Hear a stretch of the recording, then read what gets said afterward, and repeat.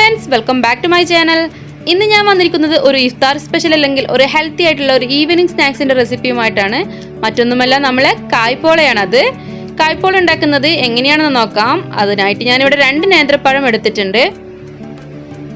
ഇനി ഇതിലേക്ക് ആവശ്യമുള്ള പഞ്ചസാര 3 ടേബിൾ സ്പൂൺ ഞാൻ എടുത്തിട്ടുണ്ട്. അതുപോലെ ആവശ്യത്തിനുള്ള നെയ്യ്,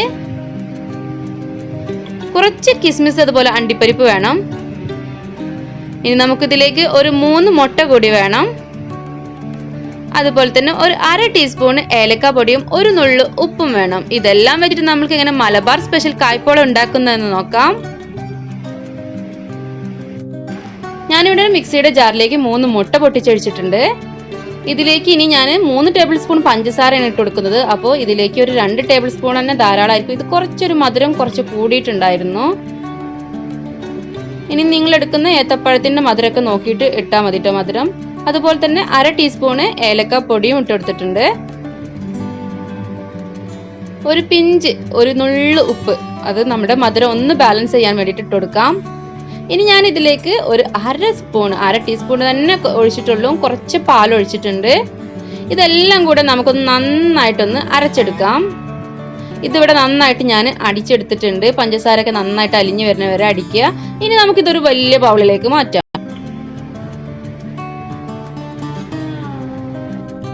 ഇനി നമ്മൾ പഴമൊക്കെ ഒന്ന് റോസ്റ്റ് ചെയ്തെടുക്കണം. അപ്പോൾ അതിനായിട്ട് ഞാനിവിടെ ഒരു പാന് വെച്ചിട്ടുണ്ട്. അതൊന്ന് ചൂടായി വരുമ്പം നമുക്കിതിലേക്ക് ഒരു 2 ടേബിൾ സ്പൂണ് നെയ്യ് ഒഴിച്ചു കൊടുക്കാം. അപ്പൊ ഇതിന്റെ ഒരു ടേസ്റ്റ് എന്ന് പറയുന്നത് ഈ ഒരു നെയ്യ് തന്നെയാണ് കേട്ടോ. അപ്പൊ നെയ്യ് തന്നെ എടുക്കാനായിട്ട് ശ്രമിക്കുക. അത് ചൂടായി വരുമ്പോൾ തന്നെ ഒരു നല്ല സ്മെല്ലൊക്കെ വരും. അപ്പൊ ഇതൊന്ന് ചൂടായിട്ട് വരുമ്പോൾ നമ്മളെ കയ്യിൽ നട്ട്സ്, അതുപോലെ കിസ്മിസ്, ഇതിന്റെ അളവൊന്നും പ്രത്യേകിച്ച് പറയാനില്ല. നമ്മളെ കയ്യിൽ എത്രത്തോളം ഉണ്ടോ നമുക്ക് അത്രത്തോളം ഇതിലിട്ട് കൊടുക്കാം. നല്ല ടേസ്റ്റ് ആയിരിക്കും ഇത് കടിക്കാൻ കിട്ടുമ്പോൾ. അപ്പൊ നട്ട്സ് ഒന്ന് ചെറുതായിട്ട് ഇങ്ങനെ റോസ്റ്റ് ആവുന്ന ടൈമിൽ തന്നെ നമുക്ക് നമ്മളെ കിസ്മിസും കൂടെ ഇതിലിട്ട് കൊടുക്കാം.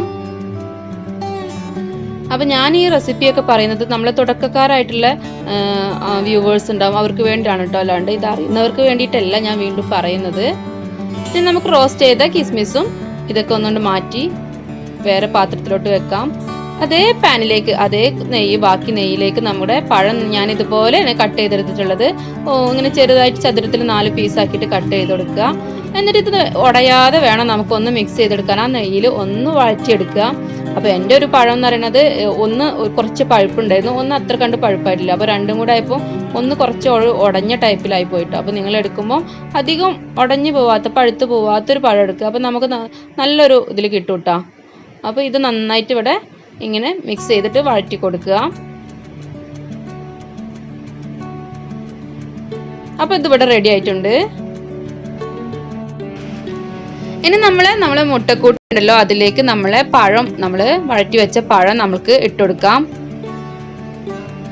അതുപോലെ നമ്മൾ മാറ്റി വെച്ച റോസ്റ്റ് ചെയ്ത നമ്മളെ നട്ട്സും കിസ്മിസും, ഇതിൽ നിന്ന് ഞാൻ പകുതി ഇപ്പോൾ ഇതിലേക്ക് ഇട്ട് കൊടുക്കുന്നുള്ളൂ. ബാക്കി പകുതി ഞാൻ ഡെക്കറേഷന് വേണ്ടിയിട്ട് മാറ്റി വെക്കുന്നുണ്ട്. അപ്പോൾ പകുതി ഇട്ടിട്ട് നമുക്ക് ഇത് നന്നായിട്ട് മിക്സ് ചെയ്ത് കൊടുക്കാം. അപ്പോൾ പഴം ഒന്നും ഉടഞ്ഞു പോവാതെ നന്നായിട്ട് തന്നെ മിക്സ് ചെയ്ത് കൊടുക്കുക. നല്ല പഴുത്ത പഴമാണെങ്കിൽ അതിനനുസരിച്ചിട്ടുള്ള മധുരം ചേർത്താൽ മതി കേട്ടോ. നമ്മൾ ഈ മിക്സ് ഇവിടെ റെഡി ആയിട്ടുണ്ട്. അപ്പൊ ഞാനിവിടെ ഇനി ഒരു നോൺ സ്റ്റിക്കിന്റെ പാൻ എടുത്തിട്ടുണ്ട്. അതൊന്ന് ചൂടായി വരുമ്പോൾ നമുക്കിതിലേക്ക് 1 ടേബിൾ സ്പൂൺ നെയ്യ് ഒഴിച്ചിട്ട് ഇതൊന്ന് നന്നായിട്ട് ചുറ്റിച്ചെടുക്കണം. അപ്പൊ നിങ്ങളുടെ കയ്യിൽ ഇതുപോലൊരു പാൻ ഇല്ലെങ്കിൽ നമ്മളെ കുക്കർ ഉണ്ടാവുമല്ലോ, ആ കുക്കറിലേക്ക് ഒഴിച്ചു കൊടുത്തിട്ടും ഇതുപോലെ തന്നെ ഉണ്ടാക്കാം കേട്ടോ. അതിന്റെ വിസിലൊക്കെ ഊരി വെച്ചിട്ട്, റബ്ബറെല്ലാം ഊരി വെച്ചിട്ട് വേണം മൂടി വെച്ചിട്ട് വേവിച്ചെടുക്കാനായിട്ട്. അപ്പൊ പാൻ ഇല്ലാത്തൊരു കുക്കർ എടുത്താൽ മതി. ഇനി ഞാൻ നമ്മുടെ പഴംകൂട്ട് അതിലേക്ക് ഒഴിച്ചു കൊടുത്തിട്ടുണ്ട്. ഇതേ സമയം തന്നെ ഞാൻ മറ്റൊരു പാൻ അവിടെ ചൂടാക്കിയിട്ടുണ്ട്. ഒരു പഴയ പാന് ചൂടാക്കിയിട്ടുണ്ട്. ആ ചൂടാക്കിയ പാനിന്റെ മുകളിലേക്ക് ഞാൻ നമ്മളെ ഈ നോൺ സ്റ്റിക്കിന്റെ പാത്രം കയറ്റി വെച്ചു. പെട്ടെന്ന് അടി കരിഞ്ഞു പോവാതിരിക്കാനാണ് കേട്ടോ ഇങ്ങനെ ചെയ്തിട്ടുള്ളത്. നിങ്ങൾ കുക്കറിൽ ചെയ്യുമ്പോൾ നല്ല സ്ലിമ്മിലിട്ടിട്ട് വേണം ചെയ്യാനായിട്ട്. അതുപോലെ കുക്കറിന്റെ വിസിലൊന്നും ഇട്ട് കൊടുക്കരുത്. പിന്നെ ഒരു 5 മിനിറ്റ് കഴിയുമ്പോൾ നമ്മൾ ഡെക്കറേഷൻ ആയിട്ട് മാറ്റി വെച്ചിട്ടുണ്ടല്ലോ കിസ്മിസ്, ബാക്കിയുള്ളത് അതും കൂടെ നമുക്ക് ഇതിന്റെ മുകളിൽ ഇട്ട് കൊടുക്കാം. ഇത് വെന്ത് വരാനായിട്ട് ഏകദേശം എനിക്കൊരു 15 മിനിറ്റിന്റെ മേലെ എടുത്തിട്ടുണ്ട് കേട്ടോ. അപ്പം നിങ്ങൾ എടുത്തിട്ടുള്ള പാനിന്റെ ആ ഒരു കുഴിയൊക്കെ അനുസരിച്ചിട്ടിരിക്കും. ഒരുപാട് പരന്ന പാത്രമാണെങ്കിൽ പെട്ടെന്ന് റെഡിയാവും. അപ്പോൾ ഇടയ്ക്കൊക്കെ നിങ്ങളൊന്ന് ചെക്ക് ചെയ്ത് നോക്കണം കേട്ടോ. ഒരു 10 മിനിറ്റ് ഒക്കെ കഴിഞ്ഞാൽ നിങ്ങൾ ഓരോരുത്തരെ വെച്ച പാനിനനുസരിച്ച് വെച്ചിട്ട് പെട്ടെന്ന് റെഡി ആവും ചിലപ്പോൾ. അപ്പോൾ കുഴിയുള്ള പാനാണെങ്കിൽ കുറച്ച് ടൈം എടുക്കും.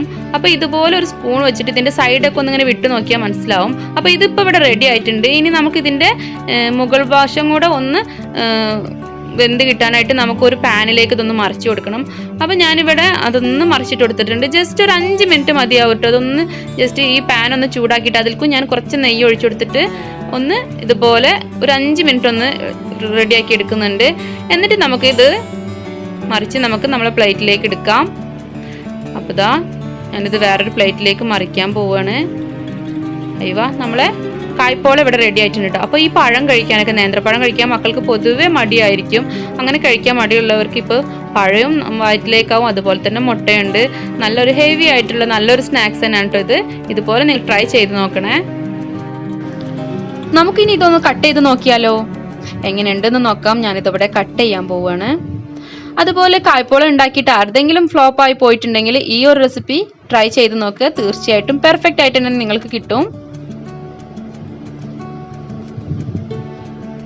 അപ്പോൾ ദാ ഞാനിതിവിടെ കട്ട് ചെയ്ത് കഴിഞ്ഞിട്ടുണ്ട്.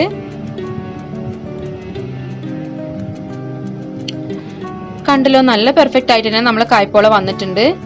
അപ്പോൾ ഈ ഒരു റെസിപ്പി നിങ്ങൾക്ക് ഇഷ്ടപ്പെടുകയാണെങ്കിൽ നിങ്ങൾ ഫ്രണ്ട്സ് ആൻഡ് ഫാമിലിക്ക് ഷെയർ ചെയ്ത് കൊടുത്തിട്ട് വേണം നിങ്ങൾ കാണാനായിട്ട്. അതുപോലെ ഇതുവരെ എൻ്റെ ചാനൽ സബ്സ്ക്രൈബ് ചെയ്യാതെ കാണുന്ന കൂട്ടുകാരുണ്ടെങ്കിൽ ഒന്ന് സബ്സ്ക്രൈബ് ചെയ്തിട്ട് സപ്പോർട്ട് ചെയ്യണം. കൂടെ കാണുന്ന ബെല്ലൈക്കണിൽ ഓൾ എന്ന ഓപ്ഷനിൽ വേണം ക്ലിക്ക് ചെയ്യാനായിട്ട്. അപ്പോഴാണ് ഞാൻ പുതിയ പുതിയ വീഡിയോസ് ഒക്കെ അപ്ലോഡ് ചെയ്യുമ്പോൾ നിങ്ങളുടെ ഫോണിൽ നോട്ടിഫിക്കേഷൻ കിട്ടുള്ളൂ. മറ്റൊരു നല്ല റെസിപ്പിയുമായി കാണുന്നത് വരേക്കും ബൈ ബൈ.